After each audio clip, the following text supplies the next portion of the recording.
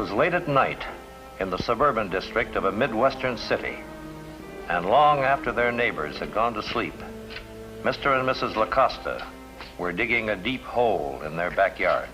It's just crazy, Paul. It's just crazy putting all this money in the ground. Where else can I put it? In a savings bank? Where it can be traced by the Treasury agents? Or in a bank vault? People can find out about that, too. You want the income tax people to find out what I've done? Oh, the whole neighborhood will find out if you don't keep your voice down. Well, all right, then. Leave me alone. Now, give me that and let me get finished. Honey, please. Why do we have to bury all of it? Couldn't we just keep half of it for ourselves? There's so much we could do. There's so much we could... We can't do anything, Marie. I've told you 100 times we can't spend this money. We can't even touch it. What good is it, then? What good is money you have to keep in the ground? In order to avoid the full payment of income taxes, there are many people in this country who will go to great lengths to conceal their wealth and their earnings from agents of the Internal Revenue Service, even if it means depriving themselves of the use of that money by burying it in the ground. And now, in my role as Chief of the Intelligence Division, Internal Revenue Service, I want to tell you about just such a case in which a man waited 5 years to outsmart the Treasury Department, only to learn that he had outsmarted himself. This is Treasury File 3192, Internal Revenue Service. The case of the buried treasure. 5 years, Paul. 5 years. It's like a lifetime. When you first buried that money out there, I figured it'd be 1, 2, 3 at the most. But 5. Oh, well, you quit talking about it all the time. Every night I come home, it's the same thing. That money out there. Money, money. I can't even eat a decent meal without being reminded of it. I've told you 1,000 times it's not safe to dig it up yet. Why isn't it safe? How much longer do we have to go on like this? Living like we didn't have a dime. Never buying anything decent for the house. Never going anywhere. Wearing the same old clothes. I can't even have my teeth fixed because you won't let me spend $100. We can't spend more than I make, Marie. We can't afford to attract attention. Why, if you buy new clothes or fix the house up, people will talk. And if the income tax people find out we've been spending a lot of money, they'll wonder where it came from. They'll start checking on me all over again. How can they check? How many times can they go over your returns? How do I know what they can do? You know what happened before when we buried the money. Every other week they kept calling me down there, checking my books, asking me questions, wanting all kinds of information. It was different then. You ran a gambling joint. You had lottery games and slot machines. They didn't trust you. Well, so why should they trust me now? Because you're legitimate now, Paul. You run a legitimate dry goods store. They're not watching you like they used to. No. Well, every day you read in the paper about guys that get caught. Guys like me that gypped on their income tax. They go to jail for what they did 3 or 4 years ago. I don't care, Paul. I don't care anymore. I can't go on like this. Waiting, worrying, knowing we got all that money out there and not being able to use it. For 5 long years I've waited, Paul. Now I want some fun. I want some nice clothes. I want to take care of my teeth. We got a fortune in the backyard, and I can't even bite into food because...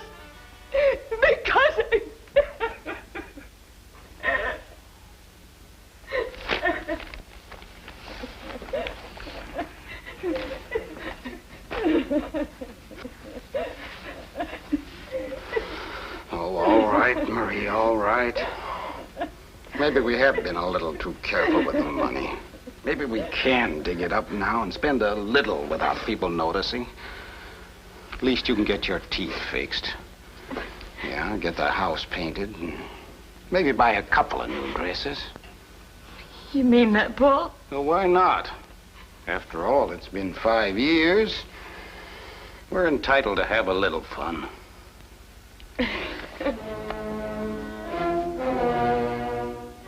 And so, after 5 long years, the money which Paul LaCosta had hidden from the world was brought up from the earth.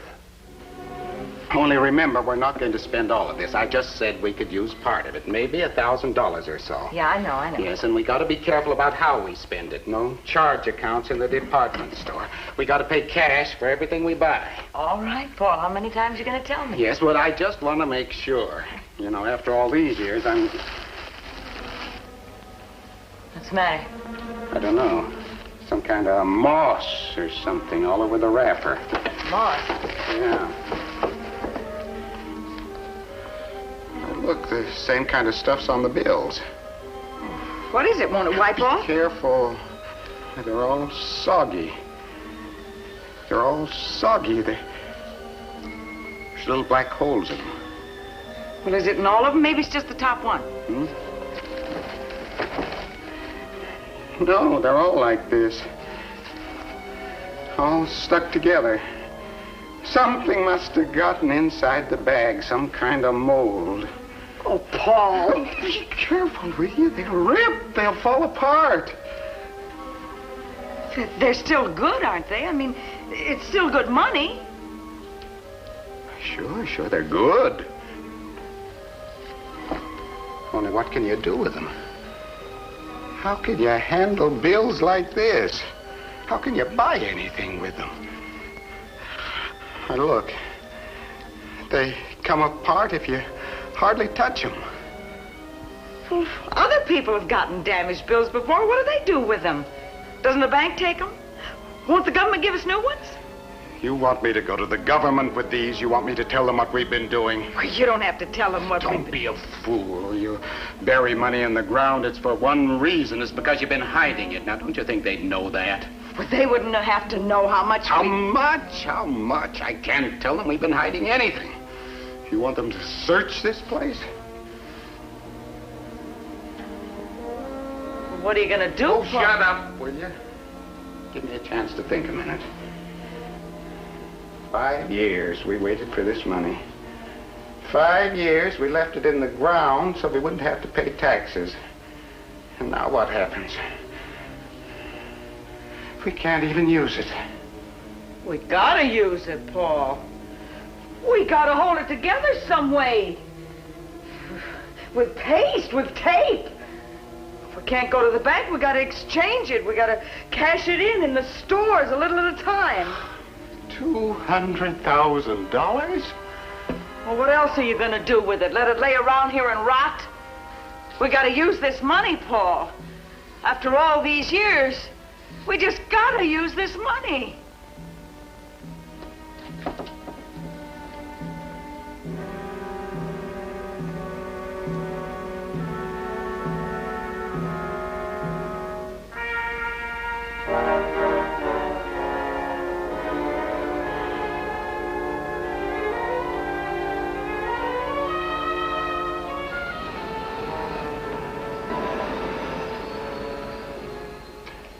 That the smallest you have?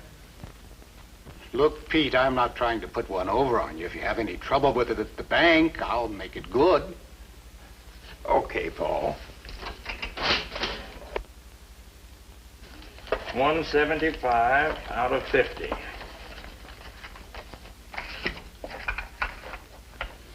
There you are. Thanks, Pete. See ya. Encouraged by the successful transaction at the drugstore, Paul and Marie began to spread the buried bills around town. Within 2 months, they disposed of $3,000, receiving merchandise and other currency in exchange. The bills, along with other mutilated and worn-out currency, were retired from circulation and sent to the nearest Federal Reserve Bank. Eventually, the money reached the Treasury Department in Washington, D.C., the office of the Currency Redemption Division. There, the technicians discovered that all these bills had been damaged by a mold from the same type of fungus. The report was assigned to Special Agent Tom Gilchrist for further study, and within a few days, he reported back to me. And you think there's a possibility of income tax evasion on the part of the person who buried them, eh? Well, it's a little early to tell anything yet. But with $3,000 worth of these bills coming in such a short time, and all of them 50s, there might be a great deal more where they came from. Well, is there any definite lead as to the source of the bills? Yes, some very good leads. I've been checking with the Federal Reserve Bank, who's been receiving these bills. And they said they were all coming in from local banks in Omaha, Nebraska. So I contacted those banks by telephone. And in several instances, the tellers remember who the depositors were who brought those bills in. Oh, there were several people who deposited them. Yes, sir. Tradespeople mostly. A grocer, a druggist, a beauty parlor operator. The money seems to have been exchanged in a good many places. By the same person? That's what I want to find out, Chief. Who that person is. And why he's going to all the trouble to try to cash these $50 bills. Especially when the Currency Redemption Division will be glad to redeem them. Well, all right, Gilchrist. And your next stop is Omaha, Nebraska. Gilchrist visited several of the people who had deposited the mutilated bills at banks in Omaha, and from them, he learned that the money had come originally from two respected neighbors, Paul and Marie LaCosta. More? Do you think it's safe to pass any more of these bills? Well, what else are we going to do with them? Wait till they get so bad we can't even patch them up? All we've passed is $3,000 worth. Yeah, but we've been to every store in town. Oh, we'll go around again. We'll go to different towns. There's still $197,000, Paul. $197,000. Do you want it to go to waste, or do you want to see if we can't get some of it back?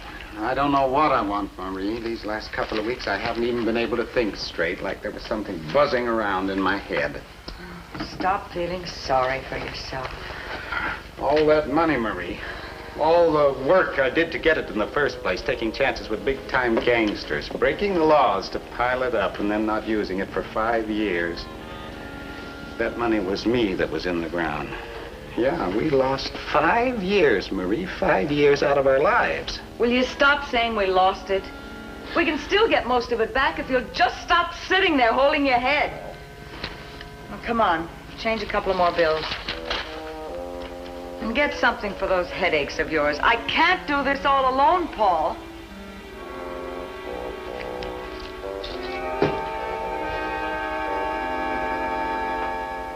Another one of those 50s? You have any trouble with the other one? Not at the bank. But there was a man in here today from the Treasury Department. What do you want? He was asking about that other 50. I told him you gave it to me. Oh, look, Pete, yeah, there's just the right amount of change.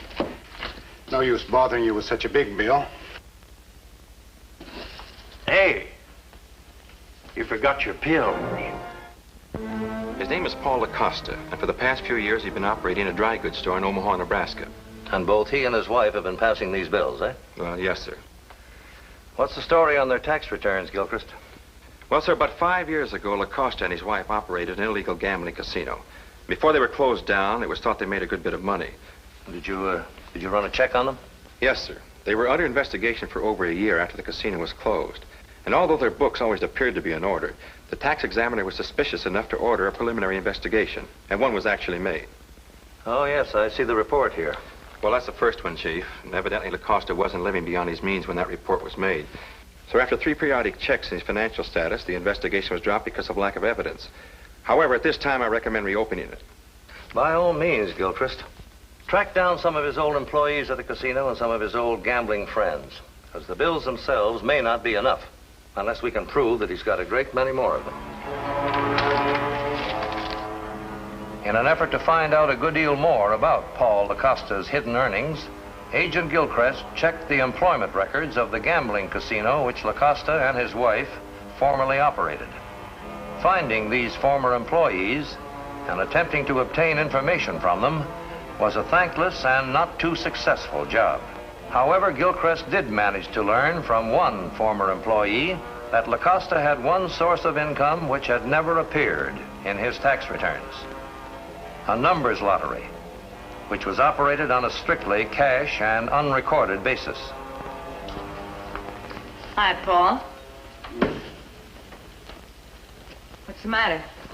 Oh, it's that buzzing again. It's my ears. It's there all the time now. Like there was a switchboard in there. Somebody was ringing my number. Paul, you've got to get some sleep. You don't get enough rest anymore. Even when you're in bed, you just lie there with your eyes wide open. Or you keep tossing all night long. It's ours, Marie. They can't take it away from us. Take what away from us, Paul? What are you talking about? The money. I've been trying to figure it out, how we can patch it up so it won't look like there's anything wrong with it. If we could just fill in those holes with something, if we could just make it look right, well, then we could take it away someplace and spend it, just like we always figured we were going to. Paul, you gotta stop worrying about it. I'll take care of the money. No, I'll get it fixed up, Marie. I'll figure out a way to make it look like new. Look, I got a better way of unloading it. What do you mean? I thought of it on the way home. Instead of exchanging it ourselves, we sell it to somebody else and let him exchange it. I don't get you. Who'd buy money from us, money in this condition? Who'd want to take a chance on redeeming it? For a profit? Why not? In the old days, we used to know lots of people who'd go for a deal like that. How about some of those hoods and confidence men that used to come into the casino? How about Harry Jasper? He'd take a commission on any kind of a job. He'd take your right arm, too. Well, we'd have to pay him something, Paul. It'd be worth it. For 15 or 20%, he might be able to get rid of every bill we got. No, I'll get rid of them, Marie. I'll figure out a way to make them look like new. Paul, will you stop talking like a fool? A man like Jasper can help us. I'm gonna go see him. I'm gonna find out where he is and try to make a deal with him. Now, wait a minute. It's the best way, I tell you. Right now, it's the only way.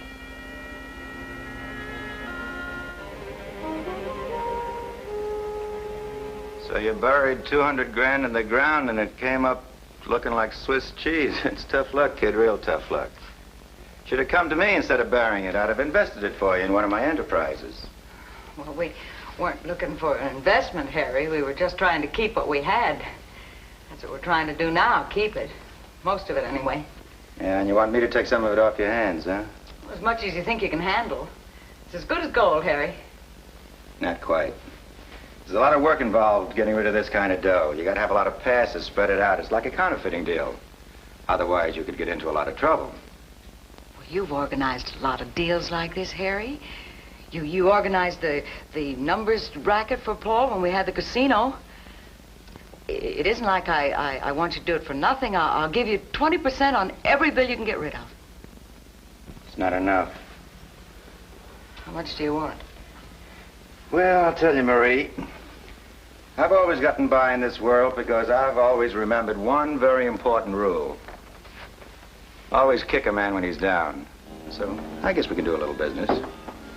Only instead of you giving me 20 cents on the dollar, I'll just turn that around a little and I'll give you 20 cents on the dollar.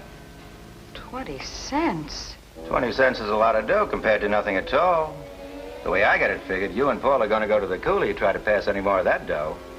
And 20% of all the bills you got is a nice piece of change. I won't do it. Okay. Take the deal elsewhere. We'll see where it'll get you. We could give it back to the government. We could tell them we made a mistake and pay the tax on it. Sure. And you could go to jail, too. And pay a nice little fine in the bargain. With interest. Yeah, you could do that if you wanted to. That'd be okay. Only if you want to play ball with me, you'd wind up with a nice, neat little bankroll. All in fresh, clean bills that you could use any time you wanted to. What do you say?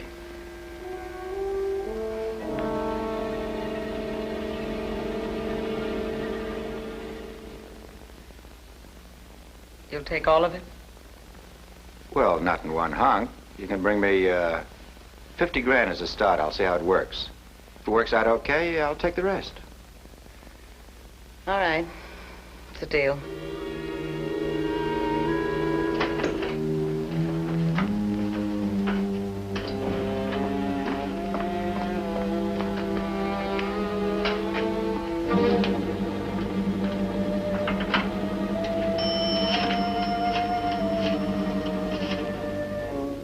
Harry Jasper? Yes, I'll see what I can find on Jasper and send it to you. No, currency redemption hasn't turned up any more of those patched up 50s, but with this new development, there could be some action. Well, stick to it, Gilchrist, and continue the surveillance on the Lacostas. Marie, you didn't.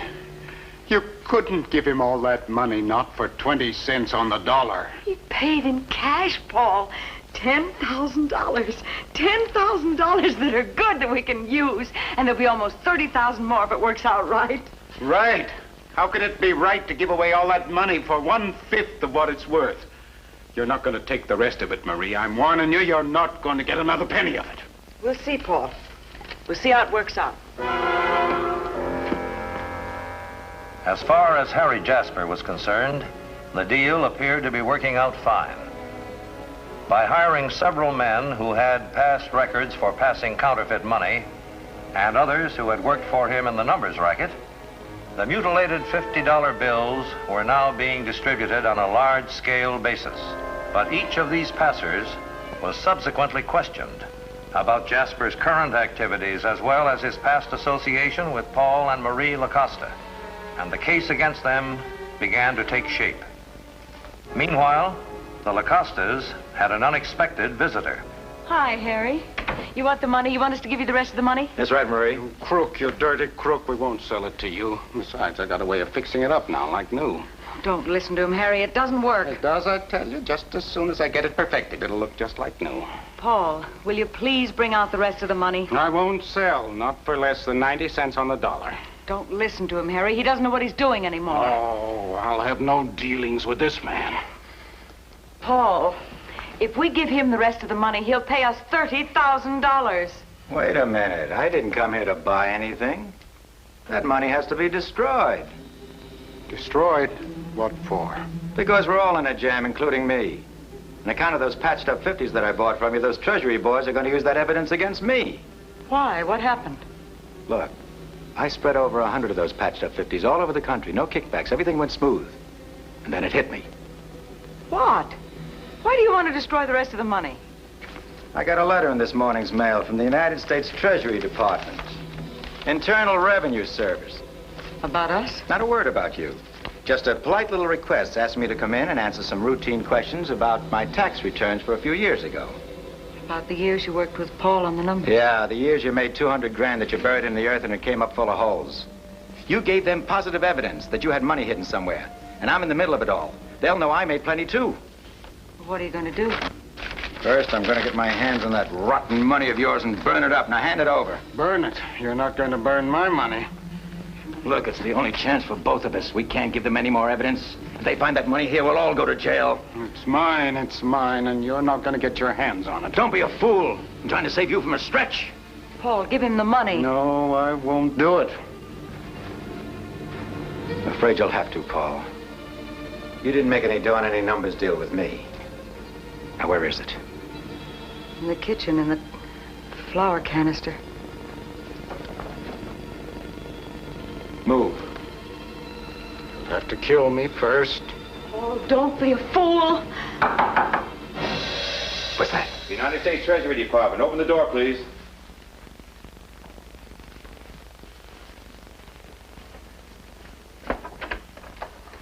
Treasury Department. I can talk to you and your husband, ma'am. I'd like to talk to you about your income tax, Mr. LaCosta. My money. You can't have my money. Paul, they're from the Treasury Department. No, you're lying to me, all of you. That's because I got the money. Will you shut up? And I'm going to bury it, too, in the ground. And as soon as it's safe, we'll dig it up and spend it, Marie and me. Spend it. Spend it. Spend it. Spend it. The loss of his money had finally driven Paul LaCosta's frightened and confused mind into a complete breakdown. He was committed to a mental institution, and the criminal case against him was never prosecuted. However, Marie LaCosta, who shared his guilt in their willful efforts to defraud the government, was tried and convicted and sentenced to 2 years in a federal penitentiary. Evidence subsequently obtained against Harry Jasper resulted in a prison sentence for him also. And the buried treasure of $200,000 was completely dissipated as far as the LaCostas were concerned, since back taxes, penalties, interest, court costs, and fines consumed every dollar of it.